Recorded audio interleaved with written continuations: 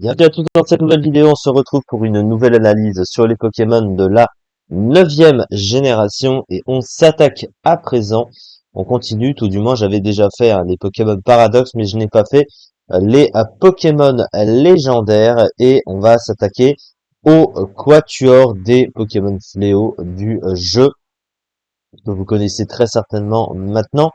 Et on va s'attaquer à Chong Jian dans l'ordre, alors qui est considéré comme le moins bon des quatre, même si actuellement il tourne en underuse, à la 6e place de l'underuse, 20,8%. Il est quand même pas très bas dans les tiers, mais c'est, on peut le dire, à peu près le moins bon. Après, il y a des choses avec ce Pokémon qui sont quand même assez intéressantes et on va y revenir. Alors, c'est tout d'abord le type. Le type de ce Pokémon, c'est Ténèbres Plante. Alors, Ténèbres Plante, défensivement surtout, c'est un type très mauvais. Et ça fait partie des pires combos de stab de type qu'on peut inclure dans le jeu. Pourquoi? Bah parce qu'en fait, le type Plante et le type Ténèbres s'ajoutent en fait leurs faiblesses respectives pour donner un total de 7 faiblesses, qui est quand même énorme, parce que toutes les faiblesses sont globalement très gênantes, à part peut-être la faiblesse au type poison, mais il y a quand même en plus une double faiblesse à demi-tour, donc au type insecte. Il y a des faiblesses toutes gênantes, glace, vol, feu, combat, fait, c'est très très gênant. T'as aussi des résistances à côté, il faut quand même pas le nier, et des résistances qui pour certaines sont très utiles en stratégie. Résistance eau, électrique, sol, spectre, ténèbres, c'est très important. La résistance plante, on s'en fout un peu. L'immunité psy aussi, c'est plutôt pas mal. Donc en fait c'est très contrebalancé comme type, mais trop de faiblesse pour un Pokémon, surtout un Pokémon plutôt orienté défensif, et ça c'est un problème aussi. Avoir autant de faiblesse c'est quand même très compliqué. Alors offensivement c'est moins pire. Alors en vrai ça pourrait paraître très mauvais en apparence, mais c'est pas si négatif que ça, parce que bah finalement le type plante lui il est très mauvais offensivement, mais comme t'as le type ténèbres à côté, ça rajoute une bonne couverture offensive globale. Pas extraordinaire non plus, mais c'est pas mal. Vous voyez, 89 Pokémon qui résistent au combo de stab, donc c'est pas énorme non plus. Après, tu retrouves des top tiers qui résistent au combo. Vous voyez, t'as Rugilune, bah lui-même forcément. T'as Slither, Rampel, voilà, je vais y arriver. Scalperer, bah évidemment très gênant. Trioxydre, évidemment. Togekiss, quelques top tiers dans le lot il y a Miascaran aussi, des types plantés forcément, et Namorus qui est revenu récemment.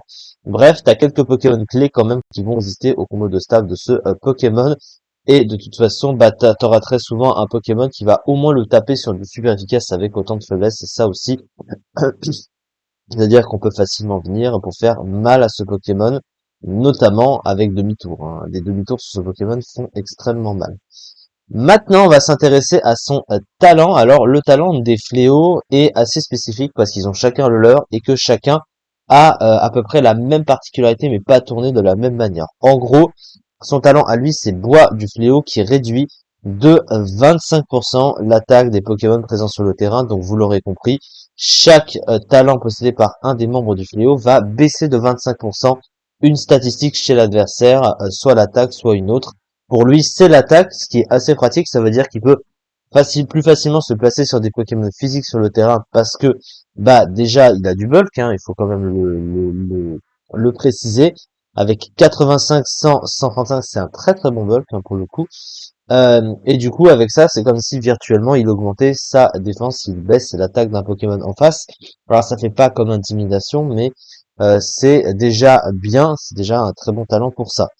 Ensuite, donc après, au niveau de ses statistiques, justement, alors même si il a du coup un bon bulk, ses stats offensives font un peu peine à voir. Alors, il a quand même une attaque spéciale qui est pas si mauvaise, 95 attaque spéciale pour un Pokémon défensif.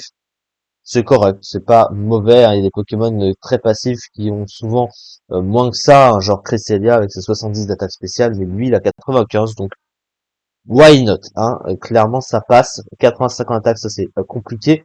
La vitesse, elle est mauvaise, 70, mais pour un Pokémon défensif, encore une fois, ça passe clairement. Maintenant, le problème, c'est son type. Encore une fois, c'est pas un type vraiment fait pour se placer pour être un Pokémon défensif. Donc du coup, ça joue évidemment aussi. Alors on va maintenant s'intéresser au move pool de ce Pokémon. Dans l'ensemble, il a un move pool qui est quand même très limité. Il a une attaque signature quand même qui est assez intéressante, hein, et qui est d'ailleurs très utilisée. Cataclysme, ruination en France, en anglais, qui peut rater. Alors oui, hein, 90% de précision. Qu'est-ce que ça fait? Ça fait un peu l'effet de Ire de la nature des Gardiens d'Alola, si vous connaissez. Ça réduit de moitié la barre de vie de l'adversaire. Donc ça leur réduit complètement à la moitié à chaque fois qu'il va faire l'attaque. Alors à part quand il arrive à un point de vie, évidemment, c'est mathématique. C'est-à-dire que c'est pas fait pour tuer, mais c'est fait pour affaiblir, sachant qu'il a accès au combo avec notamment Vampigraine. Donc Vampigraine plus ça peut être assez chiant à passer. Après, c'est pas difficile à contrer, malgré tout. Mais comme le Pokémon, il faut arriver à le tuer derrière, et que si lui il t'affaiblit, qu'il récupère des points de vie avec Vampigraine, ça peut être assez compliqué à passer. Après, encore une fois, c'est très situationnel, et surtout, c'est à peu près la seule chose qu'il sache faire, donc assez facile à prédire aussi. À côté de ça, le problème de ce Pokémon, et encore une fois on revient sur le côté défensif de ce Pokémon, c'est qu'il n'a pas de bon move de soin, hein, il a que repos, il n'a pas synthèse non plus d'ailleurs, ce qui est assez étonnant pour un type plante. Et le move pool des types plantes reste assez générique encore une fois, et ne vient pas vraiment aider le Pokémon.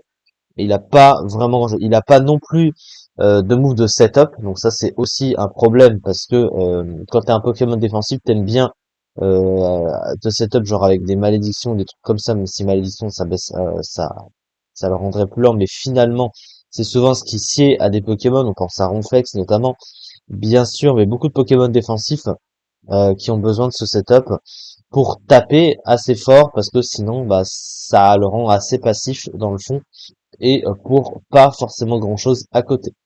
Donc il a un move pool, un manque de move pool ce Pokémon évident. Après il s'en sort quand même, il a aussi sabotage stabé, hein, qu'on voit. Il a des petits trucs sympas, il a des écrans aussi, donc ça peut être, c'est un bon Pokémon pour ça. Son attaque signature reste quand même une bonne chose, hein, quand même, hein. Ça peut être assez pratique de pouvoir réduire un Pokémon adverse mid-life comme ça. Mais voilà, ça s'arrête là pour ce Pokémon. Donc c'est un Pokémon qui est plus limité dans le méta, pas forcément plus adapté que les autres, mais là encore on va y revenir. Après, encore une fois, il se passe pas trop mal dans son tiers et en underuse, hein, il aurait pu tomber plus bas, mais finalement il se maintient ici. Et donc c'est ça pour cette première analyse sur les 4 du coup gardiens du fléau. On fera les 3 autres et on enchaînera bien sûr sur la suite des analyses pour finir avec cette petite série que j'avais commencé il y a quelques temps. Merci beaucoup de m'avoir suivi en tout cas pour cette vidéo et on se retrouve très prochainement pour la suite. Merci.